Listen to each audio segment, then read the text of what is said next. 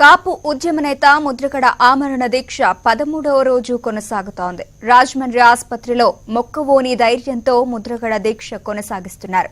ఎన్ని అవాంతరాలు ఎదురైనా ధైర్యంతో ముందుకు సాగుతానని ముద్రగడ స్పష్టం చేశారు. తమ డిమాండ్లు, కాపులకిచ్చిన హామీలను నెరవేర్చే వరకు దీక్ష విరమించేది లేదని ముద్రగడ తేల్చి చెప్పారు. దీనికి సంబంధించి మరిన్ని వివరాలు మా ప్రతినిధి గోపి అందిస్తారు.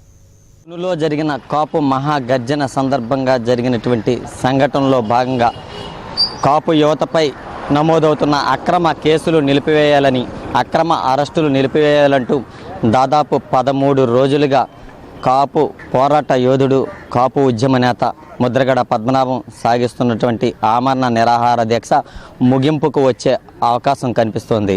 ఆయన చేసినటువంటి ప్రధాన డిమాండ్లలో ఒకటైనటువంటి 13 మంది కాపు యువకులు నేతల బెయిల్పై విడుదల అంశం ఒక కొలిక్కి వచ్చింది.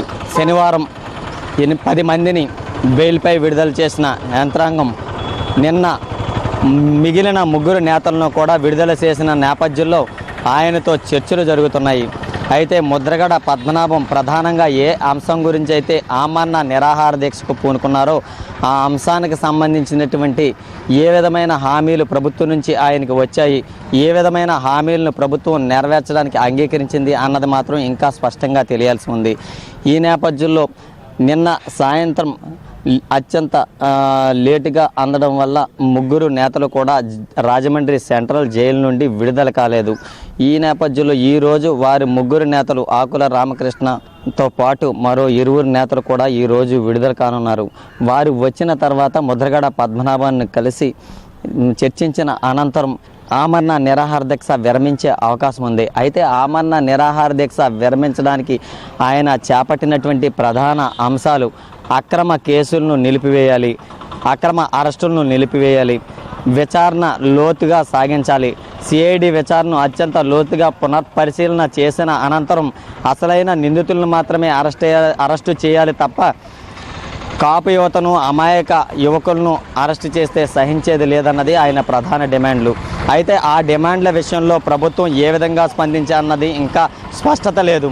గతంలో జరిగిన చర్చల నేపథ్యంలో చర్చల్లో ఉన్నటువంటి మధ్యవర్తులు కానివ్వండి, నాయకులు కానివ్వండి వెల్లడించినటువంటి అంశాలకు విరుద్ధంగా రాష్ట్ర మంత్రులు గంటా శ్రీనివాసరావు, హోంమంత్రి చినరాజప్పలు వెల్లడించిన నేపథ్యంలో, పత్రికా ప్రకటన చేసిన నేపథ్యంలో మళ్ళీ కథ మొదటికి వచ్చింది. ఈ మొదటికి వచ్చినటువంటి కథకు సంబంధించినటువంటి అంశాలు ఈరోజు కూడా చర్చకు వచ్చే అవకాశం ఉంది. అయితే మిగిలినటువంటి డిమాండ్ల విషయంలో ముద్రగడ స్పష్టత కోరి మీడియా సాక్షిగా తన ఆమరణ నిరాహార దీక్షను విరమించనున్నట్లుగా తెలుస్తోంది. అయితే దానికి రాజమహేంద్రవరం ప్రభుత్వాసుపత్రి వేదిక కాకుండా ఎక్కడి నుంచి అయితే తనని, తన కుటుంబాన్ని ఇక్కడికి తీసుకువచ్చారో అదే ప్రాంతమైనటువంటి తన స్వగ్రామమైన కిర్లంపూడి తీసుకువెళ్ళి అక్కడే విడిచిపెట్టినట్లయితే అక్కడే తన దీక్షను విరమించనున్నట్లుగా ముద్రగడ తెలిపినట్లు ఆయన కుమారుడు కూడా వెల్లడించాడు. ఈ నేపథ్యంలో ఈరోజు సాయంత్రం లోపు ఈ దీక్ష విరమణ అంశం ఒక కొలిక్కి వచ్చే అవకాశం ఉంది. ఈ పరిస్థితుల్లో ఈ కథ గనక సుఖాంతమైతే దాదాపు 13 రోజులుగా ముద్రగడ దీక్షకు సంఘీభావంగా ప్రతి చోట రోడ్లెక్కినటువంటి ఆందోళనలు చేపట్టినటువంటి కాపు యువత, కాపు ప్రజలు కాస్తంత ఊరట చెందడంతో పాటు ఆనందం వ్యక్తం చేసే అవకాశం కూడా ఉంది. అయితే ముద్రగడ ఏ లక్ష్యంతో చేశారో ఆ లక్ష్యాన్ని ఛేదించినట్లుగా ఒక ప్రకటన అంటూ వెలువడితే కనుక ఆయన నోటంట మరింత కాపు వర్గాల్లో హర్షాలు వ్యక్తమయ్యే అవకాశం కూడా కనిపిస్తుంది. వీడియో జర్నలిస్ట్ నాగేంద్రతో గోపి, నెంబర్ 1 న్యూస్, రాజ.